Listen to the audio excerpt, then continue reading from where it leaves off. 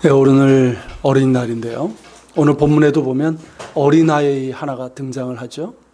이 어린아이는 예수님께서 불러다가 세운 아이인데 특별한 이유가 있습니다. 제자들 가운데 있는 문제를 보시고 그들에게 가르쳐 주시기 위해서 불러다가 세우신 아이예요. 그러니까 일종의 뭡니까? 어떤 모델 교육, 시청각적인 교육이라고 할 수 있겠죠. 예수님께서 어린아이 하나를 불러다가 이렇게 세우시고 가르치신 이유는 제자들 내에 있었던 두 가지 문제가 있었어요. 그 첫째는 이제 직접적인 이유가 되고요. 두 번째는 그 이야기 속에, 그 다음 이야기 속에서 우리가 볼 수 있는데, 그 첫 번째는 뭐냐면, 누가 크냐는 다툼이 제자들 가운데 있었습니다. 이것이 직접적인 이유인데, 누가 크냐, 무슨 뜻일까요? 뭐 이렇게 키 크기, 키재기 있을까요? 키재기면 키재기죠. 이게 신체적인 키가 아니라 누가 더 공이 있고 누가 더 높은 자리에 오를 것인가. 이 문제.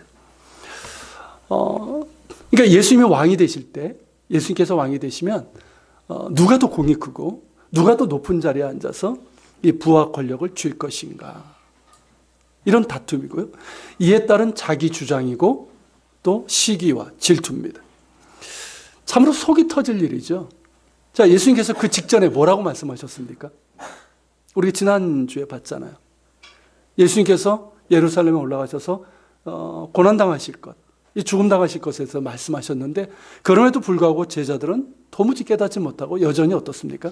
자신들이 생각하고 기대하고 있는 메시아의 모습을 지금 주장하고 있는 거예요. 이들이 생각하고 기대하고 있었던 메시아는 어떻습니까? 다분히 정치적이고 현실적이에요. 당시 많은 유대인들이 오해하고 있었던 것처럼 메시아는 어떤 존재입니까? 로마와 헤롯 왕가를 몰아내고 이스라엘 나라를 회복시키고 이스라엘과 열방의 왕이 되는 거예요. 구약 성경은 그렇게 되어 있지 않습니다. 그러니까 오해라고 하는 거예요. 구약 성경을 보면 많은 이제 메시아에 대한 예언이 있는데 그 예언은 크게 둘로 나눌 수가 있습니다. 첫째는 뭐죠? 고난받는 종으로서의 메시아의 모습이고 또 하나는 영광 받으시는 메시아의 모습이에요. 이 두 가지가 다 존재합니다. 자, 무엇이 먼저일까요? 자, 고난받는 종으로서의 메시아와 영광 받으시는 메시아. 어떤 게 먼저일까요? 고난받으시는 종의 모습이에요. 그러니까 죄인들을 위해서 메시아께서 친히 고통당하시고 죽임당하시는 그 모습이 먼저고요. 그리고 그 후에 영광 받으시는 메시아. 이것을 이제 말씀하고 있는 거예요. 즉 십자가의 고난과 죽으심이고 그 후에 다시 살아나실 메시아 예수님의 모습을 구약 성경은 예언하고 있습니다. 그렇지만 오랫동안 계속된 이방 민족의 지배와 억압 가운데서 많은 사람들은 뭘 기대하게 됐을까요? 영광 받으시는 메시아. 이제 더 이상 고난은 원하지 않는 거예요. 오해하고 있는 거죠, 그것도. 그러면서 영광 받으시는 메시아를 기대하게 됐고 그 영광이라는 게 뭡니까? 로마 헤롯 왕가를 몰아내고 이스라엘을 회복시키고 그러면서 이스라엘과 열방의 왕이 되시는 메시아예요. 그러니까 제자들도 여기서 벗어나지 못하고 있었던 거예요.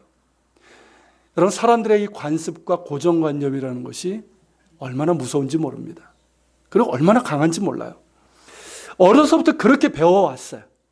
또 그렇게 생각해왔고 기대하던 것이라서 도무지 바뀌지 않는 거예요. 이미 예수님께서 알려주셨음에도 불구하고 그렇게 깨닫지 못하고 바뀌질 않는 거예요. 참 사람이 바뀌는 게 참 쉽지 않은 것 같아요. 이들이 깨닫게 되고 바뀐 때가 언제입니까? 예수님께서 십자가 고난과 죽임을 당하시고 다시 살아난 후입니다. 그러니까 부활하신 예수님을 만나고 나서야 이들은 그제서야 구약성경의 예언과 예수님의 말씀을 깨닫게 되는 거죠. 제자들의 고정관념뿐만 아니라 욕심과 야망도 여기에 일조를 했습니다. 제자들은 예수님을 통해서 자신들의 야망을 이루기를 원했고 부귀영화를 이루려는 욕심이 있었어요. 예수님께서 그동안 행하셨던 이적들을 보면 어떻습니까? 늘 그러실만 하잖아요. 그렇지 않습니까?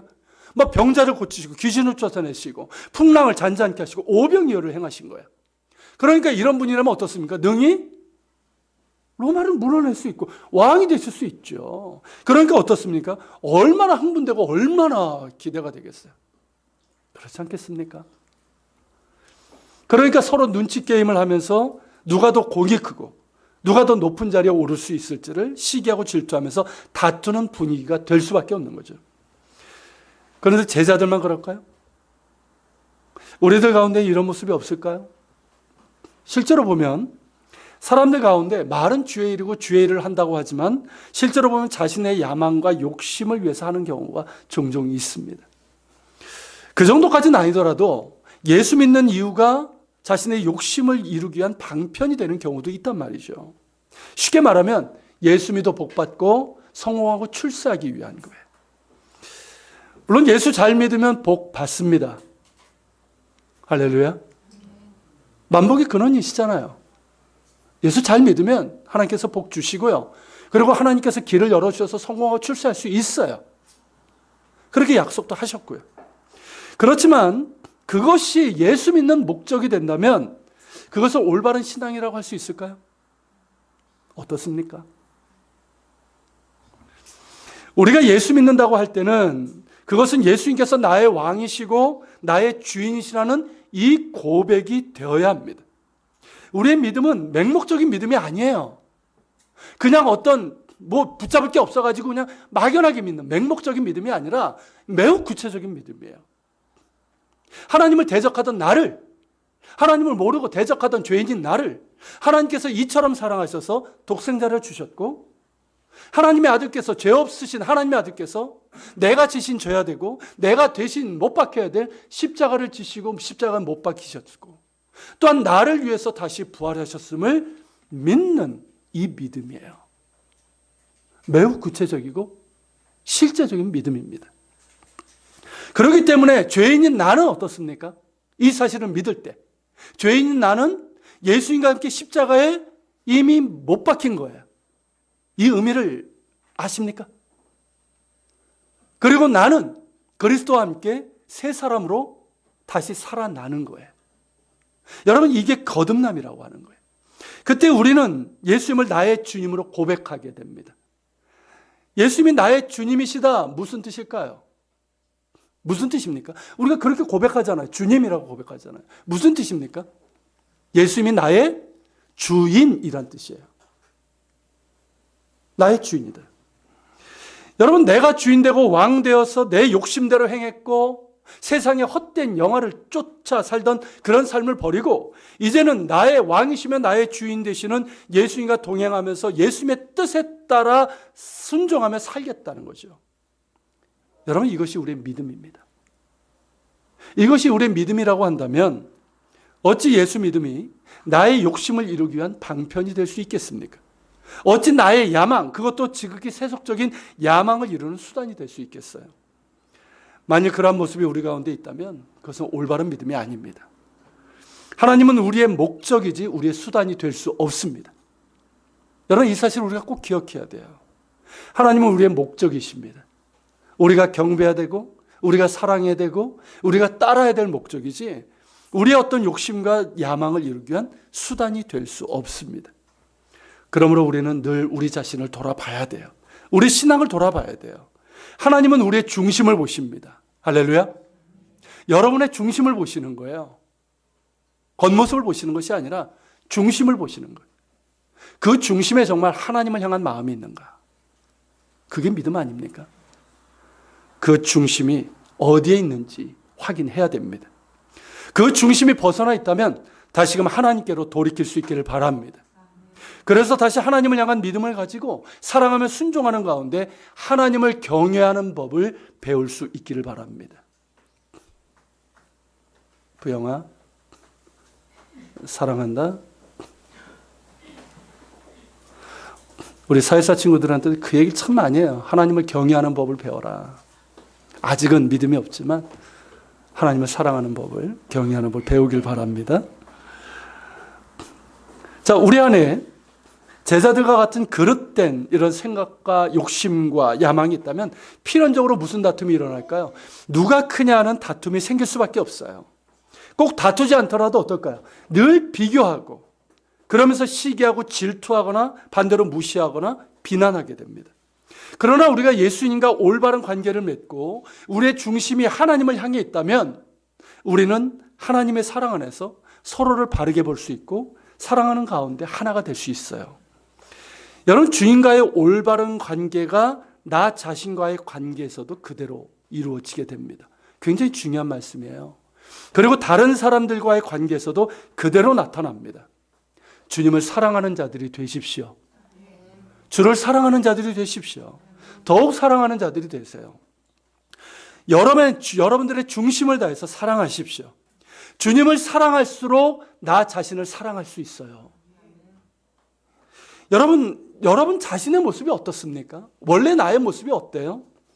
상처나고 위축되고 그래서 비교하고 패배의식에 젖어 있는 나의 모습이에요. 아니면 그 반대로 조금 무엇인가를 내가 가졌고 조금이라도 무언가를 할 줄 안다면 어떻습니까? 우리는 자만하죠. 얼마나 목이 뻣뻣해집니까? 그러면서 뽐내고 그리고 다른 사람들을 무시하는 그런 교만 가운데 있는 것이 우리들의 모습이에요. 이거는 자신을 제대로 아는 걸까요? 자신을 제대로 사랑하는 걸까요? 그렇지 않아요. 이것은 오히려 자신을 망치는 길입니다. 주님을 사랑할수록, 주님 사랑 안에 거할수록 나를 제대로 보게 됩니다. 주님의 사랑이 나를 치유하고 고쳐주시고 회복시키시고 새롭게 하십니다. 사랑은 모든 것을 자유하게 합니다. 여러분 자신을 가장 바르게 보고 사랑하는 방법은 다른 데 있지 않아요. 주님을 사랑하십시오. 주님 사랑 가운데 거하세요. 그러면 주님의 눈으로 여러분 자신을 보게 돼요. 주님의 눈으로 여러분 보실 때 어떨까요? 여러분은 그 자체로 고귀하고 존귀합니다. 할렐루야.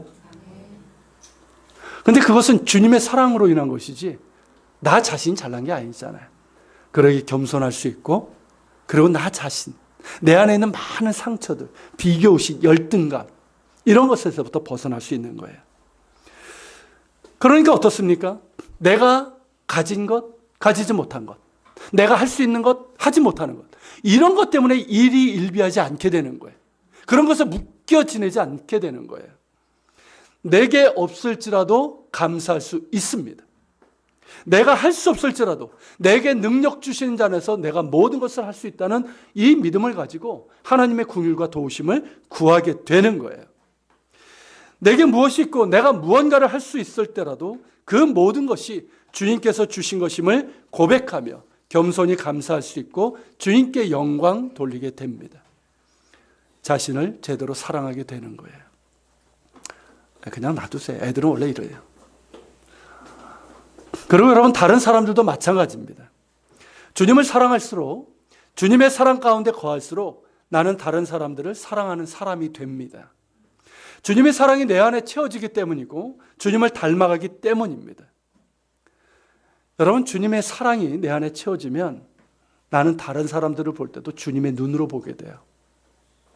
우리가 항상 다른 사람을 볼 때 어떻게 봅니까? 내 시각으로 보죠. 내 기준이죠. 그러니까 어떻습니까? 나보다 못하면 깔보는 거예요. 나보다 조금 나면 못마땅한 거예요. 시기 질투하고 열등감과 패배의식에 있고. 그런데 주님의 눈으로 나를 볼 수 있고 다른 사람을 보면 어떻습니까? 그냥 다른 사람은 그 자체로 귀한 거예요. 이게 여러분 건강한 인간관계의 출발점 아닙니까? 그냥 그 자체로 귀한 거예요. 그 사람이 뭐 고학력자든 저학력자든 부하든 가난하든 어떤 정상인이든 몸에 불구가 있든 그거 어쨌든 그는 주님의 눈으로 볼 때 고귀한 사람이에요. 그 자체로 존귀한 사람이에요. 내가 함부로 평가할 수 있는 사람이 아니에요. 그렇기 때문에 어떻습니까? 그 사람을 내가 존중할 수 있고 사랑할 수 있고 도와줄 수 있고 지켜줄 수 있는 거예요. 여러분 이게 이웃사랑이에요. 여러분 이러한 이웃사랑이 가능한 게 뭘까요? 주님을 사랑하는 데 있어요. 그렇기 때문에 우리에게 가장 필요한 게 뭘까요? 주님을 사랑하는 거예요. 할렐루야. 다른 것 아니에요. 먼저 주님의 사랑을 여러분 영접하십시오. 마음을 열고 주님이 정말 나를 얼마나 사랑하는지를 받아들이란 말이죠. 그럴 때 그 사랑이 나를 치유하시고 온전케 하십니다. 주님의 사랑이 내 안에 채워질 때 나를 제대로 볼 수 있고 나를 제대로 사랑할 수 있는 거예요. 그렇지 않으면 우리는 그냥 이기적인 모습으로 열등감과 패배의식에 이끌린 채로 그렇게 살아가고 말아요. 그리고 다른 사람들 늘 비교하고 어떻게 사랑할 수 있습니까? 그러나 주님의 사랑이 우리 안에 있고 우리가 주님의 사랑 가운데서 우리가 정말 건강해지면 다른 사람들 볼 때도 그렇게 볼 수 있는 거예요. 그러면 사랑할 수 있어요. 가정에 다니는데 여러분들의 남편, 아내 사랑하십니까? 저 시험에 들지 하지 마시고 빨리 대답하세요. 사랑하십니까? 근데 언제나 사랑스러워요? 솔직히 말해보세요. 아니잖아요. 근데 여러분, 사랑할 수 있는 방법은 뭘까요? 이미 결혼 3년 지난 분들은 연애 감정은 다 끝났어요. 호르몬 때문에 사랑하는 거 아니에요. 우리가 사랑할 수 있는 건 뭘까요? 주님의 사랑이 우리를 주장할 때. 딴 거 아니에요. 주님의 사랑이 내 안에 채워지면 남편, 아내의 부족한 모습들 주님의 눈으로 볼 수 있어요. 그럼에도 불구하고 나를 사랑하시고 나의 배우자를 사랑하시는 주님이신데 그렇지 않습니까? 그리고 나에게 짝주신 배필이고 내가 사랑하고 섬겨야 될 대상입니다. 할렐루야. 그렇게 사랑하는 거예요. 그러면 여러분, 연수가 더할수록 더 가까워지고요. 한 몸이 될 수 있어요. 자식도 마찬가지잖아요. 자식이 왼수로 하는 말이 있듯이 그냥 자녀들이 커 나갈수록 사실 부모의 기대에서 벗어나고 부모를 힘들게 하고 마음 아프게 하는 일들이 더 많습니다. 그럼에도 불구하고 자녀들을 제대로 사랑하는 거죠. 제대로 사랑하는 방법이 뭘까요? 그냥 해주는 것, 해달라는 거 다 해주는 걸까요? 물질적으로 그냥 다 해주는 걸까요? 그런 거 아니에요. 주님의 눈으로 자녀를 볼 줄 아는 거예요. 그리고 주님의 마음으로 이들을 위해서 기도해 주는 거예요. 자녀를 제대로 사랑하는 법, 그건 역시 주님을 사랑하는 데 있어요. 여러분, 주님을 사랑하기를 가장 소망하시길 바랍니다. 이게 우리에게 가장 필요한 거예요. 딴 거 아니에요. 돈 아니에요. 성공 아니에요. 주님을 사랑하는 거예요. 주님을 사랑하면 할수록 우리는 행복해질 수 있어요. 그런 행복한 여러분 되시고 가정 되시길 바랍니다. 두 번째 제자들의 문제는 뭐냐면 이 특권의식, 그리고 여기서 나오는 배척이에요. 여러분, 49절에 보면 요한이 예수님께 뭐라고 얘기합니까? 어떤 사람이 주의 이름으로 귀신을 내쫓는 것을 우리가 보고 우리와 함께 따르지 않기 때문에 우리가 못하겠습니다. 이 말을 해요. 쉽게 말하면 이겁니다. 이 사람이 예수님의 이름으로 귀신을 내쫓고 뭐 병 고치고 이런 일을 하는데 우리 제자에 속한 사람이 아니야. 우리에게 속한 사람이 아니야. 근데 감히 그런 일을 해? 하지 마. 이랬다는 거예요. 이게 옳은 걸까요? 여러분, 예수님께서 우리를 택하시고 우리를 부르셨던 것은 정말 은혜이고 정말 축복입니다. 하지만 이건 특권이 아니에요. 우리가 다른 사람들과 어떤 우월한 위치에 있다는 뜻이 아니에요. 많은 사람들이 자꾸만 착각을 하고 있는데 선택되었다는 그 선민의식과 특권의식은 틀린 거예요. 하나님께서 우리를 택하시고 우리를 구원하셨지만 그건 너무나도 놀라운 은혜지만 그것은 우리가 다른 사람보다 뛰어나다는 특권이 아니에요. 만약에 그것 때문에 배척한다면 그 사람들은 제자라고 할 수가 없는 거죠. 이 두 가지 문제인데요. 이 두 가지 문제를 보시고 예수님께서 어린아이 하나를 불러다가 세우시고는 제자들에게 가르침을 주신 거예요. 자, 그 내용을 보기 전에 여러분들이 한번 질문해 볼게요. 예수께서 불러 세우신 어린아이는 남자일까요? 여자아이일까요? 대개 그림을 보면 누가 나옵니까? 남자아이가 나와요. 누굴까요? 여자아이예요. 왜냐하면 예수님의 가르침의 내용을 보고 그 당시의 상황을 보면 여자아이입니다. 예수님께서 어린아이를 가장 작은 자의 비유를 하셨어요. 자, 작다는 말은 단순히 키가 작다는 뜻이 아니잖아요. 그러니까 사회적으로 가장 작은 약자다, 그 뜻이에요. 지금은 이제 어린이 헌장도 있고 어린이날도 있어서 어린이들의 인권과 존엄성이 강조되고 있지만 예전은 그렇지 않았습니다. 자, 어린아이들은 그냥 그 집에서나 뭐 귀한 존재일 뿐이지 사회에서는 어떨까요? 별 그렇게 쓸데가 없어요. 오히려 어른들에겐 귀찮은 존재로 여겨졌었어요. 우리나라도 실제로 그랬습니다. 오죽하면 어린이날, 어린이라는 말까지 만들어냈겠습니까? 그전에 어린아이들은 별거 아니었어요. 가정에서나 그냥 뭐 이렇게 존중. 근데 실제로 가정에서도 아이들이 정말 존중받고 그렇게 귀하게 대접을 받았을까요? 그러지 않았단 말이죠. 가부장적인 사회에서 어린아이들은 그냥 재산의 일부였어요. 가난한 가정에서 어린아이 하나 태어나는 건 뭐가 될까요? 고통이고 굶주림이에요. 그러니까 예전에는 어린아이가 태어나면 내다 버리거나 파는 경우가 많았어요. 특히 몸이 약하거나 불구로 태어났거나 그런 경우 그냥 내다 버린 경우가 많았고요. 남자아이보다 여자아이들이 더 그랬습니다. 왜냐하면 여자아이들이 돈이 더 많이 들어간다고 그래요. 그러다 보니까 여자아이들을 내다 버리거나 돈 몇 푼에 팔아버리는 경우가 실제로 많이 있었습니다. 지금도 그래요. 여러분, 우리나라에는 많이 없어졌지만 정말 비참한 가운데 있는 아이들이 지금도 얼마나 많은지 모릅니다. 남미나 동남아에 가면 쓰레기 더미를 뒤져가지고 거기에서 돈이 될 만한 걸 찾는 애들이 부지기수예요. 북한만 가도 어떻습니까? 꽃제비라고 들어보셨죠? 그 어린아이들이 시장통에 나가가지고 돈벌이 대상이 되고 있어요. 그리고 아프리카 우간다 같은 경우는 아버지가 없는, 부모가 없는 고아들로 채워지는 학교들이 부지기수예요. 전쟁과 기근과 에이즈로 죽은 부모들. 그래서 반에 있는데, 이게 학급이 있는데 고아들이 대부분인 거예요. 근데 그 아이들이 불과 1, 2년밖에 학교를 못 다녀요. 왜냐하면 먹고 살아야 되기 때문에.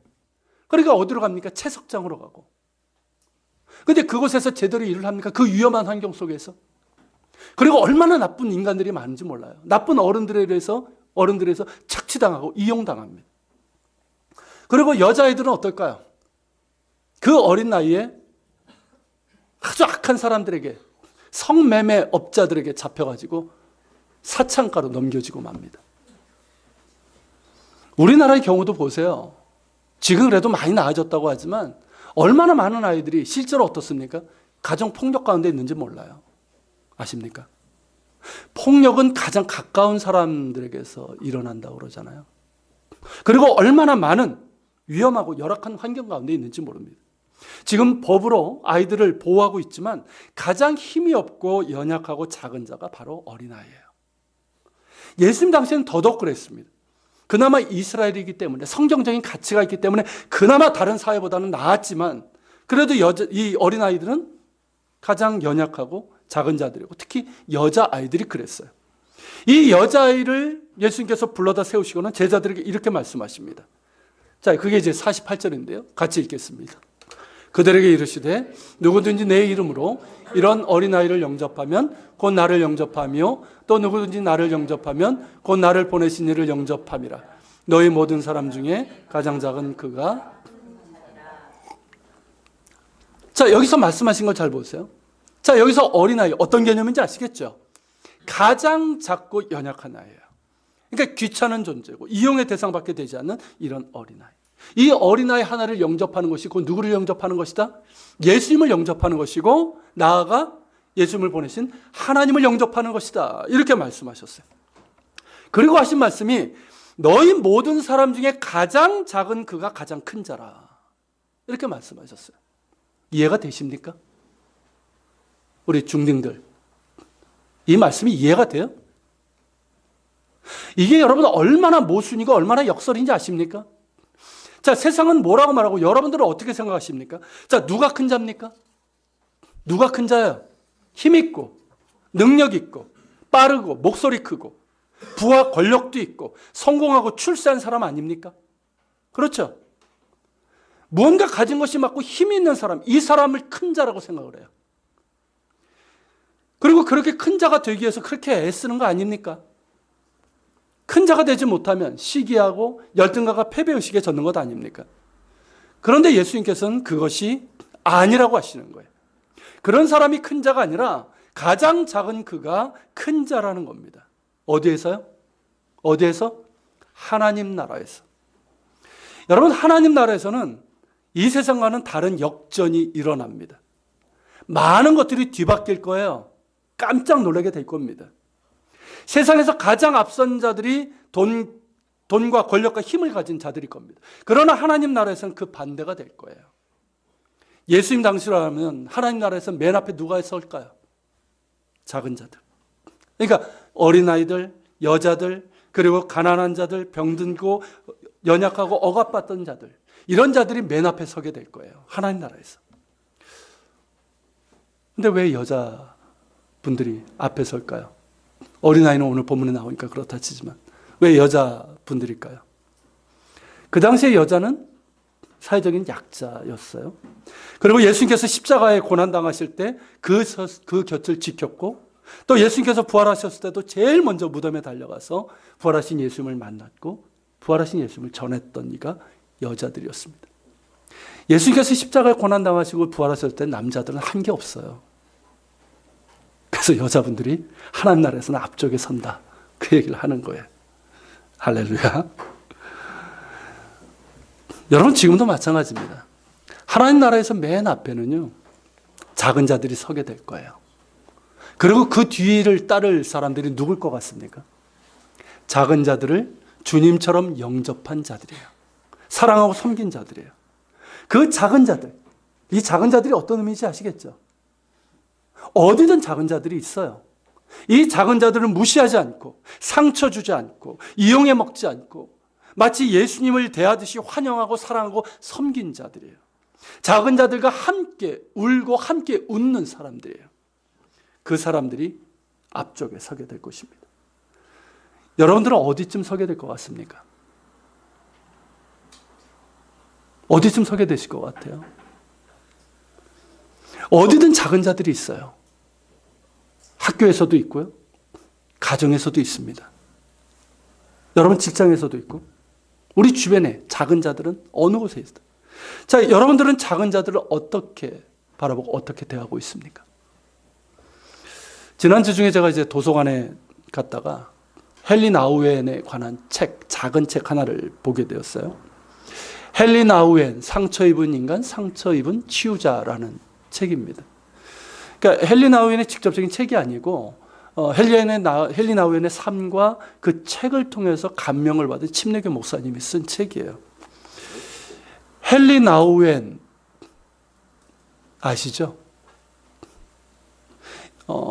이분을 얘기할 때 떠오르는 말이 뭐냐면 상처 입은 치유자입니다. 그의 대표적인 책의 제목이 상처 입은 치유자예요. 그리고 그의 삶을 대변하는 말이기도 한데요. 헨리 나우엔의 상처 입은 치유자라는 책에서 예수님에 대해서 그리고 있어요. 유대교 탈무드에 보면 메시아의 모습을 이제 표현하는 말이 나옵니다. 그러니까 메시아는 어떤 모습으로 있는가 하는 거예요. 메시아는 어떤 모습으로 있는가? 사람들이 많은 곳에 있는데, 시장 어귀에 있는데 거기에 보면 사람들이 다 상처 가운데 있어요. 붕대를 싸맨 채로 상처 가운데. 근데 메시아는 그 가운데서 자신도 상처를 입었지만 그 상처를 하나씩 풀면서 다른 사람들, 상처 입은 자들을 돕는, 그 상처를 싸매주는 그런 모습으로 있다는 거죠. 예수님께서 실제로 그런 모습으로 계시지 않았습니까? 우리의 그냥 작은 자들을 사랑하라 하지 않고 실제로 그렇게 하셨어요. 하나님의 아들이심에도 불구하고 이 세상에 오셔서 작은 자로 오셨고, 그리고 섬김 받아야 할 그분이 섬김을 하시고, 이 세상에서 소외되고 배척당하던, 무시당하던 병자들, 나병 환자들, 죄인들, 창기들, 그 사람들을 사랑하시면서 섬기시고 그들의 상처를 치유하신 분이세요. 그렇기 때문에 예수님을 가리키는 말이 뭐냐면 상처 입은 치유자예요. 그리고 헨리 나우엔은 어떻습니까? 그런 예수님을 사랑하고 예수님 때문에 자신의 상처도 치유받았거든요. 그리고 자신도 예수님처럼 상처 입은 치유자가 되고 싶다는 거예요. 여러분, 헨리 나우엔이 예일대학교 종신 교수로서 위촉을 받은 분이에요. 예일대학 어딘지 아시죠? 그 엄청난 명예를 뒤로 하고 이 헨리 나우엔은 중증 장애인들 공동체인 라르시라는 곳으로 가게 됩니다. 거기에서 정말 중증 장애인들, 그들의 친구가 되고 그들과 함께 울고 웃으면서 그들을 섬기는 자들이 돼요. 그러면서 헨리 나우엔은 그래요. 나는 여기에서 가장 자유했고 가장 행복했다는 거죠. 가장 예수님을 가장 가까이 가게 됐다는 거예요. 그렇게 헨리 나우엔은 그렇게 중증 장애인들, 정말 이 땅의 가장 작은 자들의 친구가 되어서 그들을 사랑하면서 그렇게 행복하게 살다가 행복하게 세상을 떠났어요. 헨리 나우엔의 책을 읽고, 관한 책이죠. 관한 책을 읽고 뭐라고 해야 될까? 좀 묵직한 감동이 주어지면서 한편으로는 부끄럽고 죄스러운 그런 마음이 따랐습니다. 뭐 누구나 헨리 나우엔처럼 살라는 건 아니잖아요. 그건 아니지만 나는 과연 작은 자들을 사랑하며 섬기는 자로 서 있는가 하는 것이고 상처 입은 치유자로서의 삶을 살아가고 있는가 하는 것입니다. 나름 그렇게 살려고 애는 쓰지만 여전히 부족하고 미흡해서 부끄럽고 죄스러웠습니다. 만일 지금 하나님 나라에 제가 있다면 저는 앞쪽에 그렇게 설 것 같지는 못해요. 그럴 것 같지는 않습니다. 그럼에도 제가 감사하고 소망을 갖는 것은 제 마음 가운데 주님께 대한 사랑이 있다는 겁니다. 이건 분명해요. 아직 부족하고 한없이 부족하지만 예수님처럼 살고자 하는 열망이 있다는 것입니다. 저에게 주어진 목회 사역에서 상처 입은 치유자로서 그렇게 목회자, 그런 목회를 하고 싶은 그런 소망이 있어요. 사실 목회가 그거 아닙니까? 상처 입은 자들을 치유하는, 상처 입은 치유자의 역할을 하는 건데 그런 목회자가 되고 싶다는 열망이 있고요. 비록 작지만 작은 자들을 사랑하며 섬기는 삶을 살고자 하는 그런 소망이 있다는 거죠. 저는 하나님 나라에서 앞쪽에 서고 싶습니다.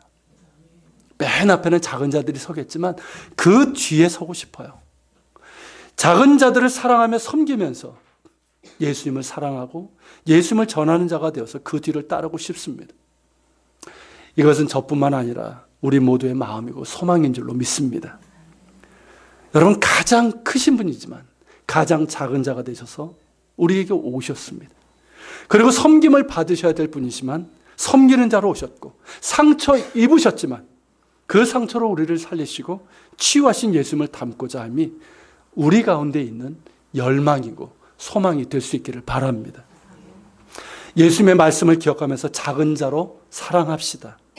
여러분, 작은 자들을 주님처럼 대합시다. 학교에도 있어요. 우리 어디 갔어? 중딩들, 중고등학생들. 학교에도 작은 자들이 있어요. 주님 대하듯 하세요.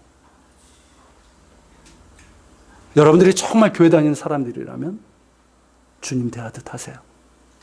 그들을 편에서 주고 지켜주고 보호해주고 사랑하고 섬기세요. 그게 예수 믿는 학생의 모습이에요. 여러분, 가정에서도 마찬가지예요. 여러분 가정에 작은 자들이 있습니다. 어쩌면 여러분 자신이 작은 자도 있어요. 요즘 부모가 작은 자가 돼버려서 주님 대하듯 대하십시오. 여러분 주변에, 그리고 우리 사회도 작은 자들이 너무 많아요. 그들을 주님의 마음으로 보고 주님의 사랑으로 영접하는 우리가 될 수 있길 바랍니다. 그럴 때 우리는 하나님 나라에서 큰 자가 될 수 있는 거예요. 특히 교회는 어떨까요? 교회는 작은 자들 주님처럼 영접해야 됩니다. 누가 오더라도 환영받아야 됩니다. 교회는 세상적으로 큰 자보다 작은 자들이 환영받아야 되고 존중받아야 합니다. 어느 분이 그런 말을 한 적이 있어요. 만일 예수님이 여러분들의 교회로 오신다면 그분은 냄새나고 왜소하고 누추하고 가난하고 병든 자의 모습으로 오실 겁니다. 당신들은 그분을 어떻게 할 겁니까? 어떤 면에서 우리를 당황스럽게 하는 말이지만 100번 옳은 말입니다. 예수님은 그런 모습으로 오실 거예요. 그리고 그렇게 오는 작은 자들이 곧 우리에게는 주님이십니다. 할렐루야. 작은 자들을 영접하는 것이 예수님을 영접하는 거예요. 우리 예한교회는 어떨까요? 오늘은 당황스러운 질문을 많이 드리고 있는 걸까요? 우리 예한교회는 어떨까요? 제가 볼 때 비교적 지금까지 잘 해오고 있는 것 같습니다. 전에 이제 작은 자들이 이렇게 한때 이렇게 온 적이 있었어요. 그때가 오면 우리가 했던 말이 있었습니다. 아, 천사가 왔다. 천사가 왔다. 이런 표현을 했어요. 그러면서 기뻐했고 우리가 가진 것, 뭐 작은 교회가 뭐 얼마 있으면 뭐가 있습니까? 가진 것 별로 없지만 사랑으로 섬길 수가 있었어요. 그 섬김이 지금도 계속 이어져 오고 있습니다. 하지만 많이 부족합니다. 더 많이 사랑하고 더 많이 섬겼으면 좋겠습니다. 누가 와도 환영받고 작은 자들을 주님처럼 영접하는 우리 교회가 되길 소망합니다. 우리 마음이 부해지지 않길 바라고 높아지지 않기를 바랍니다. 우리의 눈이 세상의 눈이 아닌 주님의 눈이 되길 바라고 우리의 마음이 주님의 마음을 닮아가기를 소망합니다. 우리 가운데 누가 크냐는 다툼의 마음이 아니라 스스로 겸손하여서 다른 사람들을 존중하고 높이고 사랑하며 섬기는 가운데 하나가 될 수 있기를 바랍니다. 그래서 작은 자들을 영접하여 사랑하며 섬기고 그래서 하나님 나라의 앞에 설 수 있는 우리가 될 수 있기를 소망합니다. 같이 기도합시다. 오늘 말씀을 기억하면서 같이 기도합시다. 주님, 오늘은 참 어린아이 하나를 세워주시고 제자들을 깨우쳐 주신 주님의 말씀 속에서 우리 자신의 모습을 보게 됩니다. 어떻게 제자들의 모습이 내 모습인지 모르겠습니다. 누가 크냐는 그 비교의식, 열등감, 그 교만, 우쭐됨, 참 우리 안에 참 또아리를 틀고 있는 이 상처와 이 나쁜 마음 주님 치유해 주시고 건강하게 나를 사랑하며 또 다른 사람들도 보고 사랑할 수 있도록 도와주옵소서. 그리고 작은 자들을 사랑하며 영접하게 하여 주옵소서. 그것이 주님을 영접하는 것임을 기억하면서 하나님 나라에서 큰 자 될 수 있는 우리가 되게 하여 주시옵소서. 말씀을 기억하면서 같이 기도하며 나아갑시다. 사랑하는 주님, 이 시간 기도하며 주님 앞에 나아갑니다.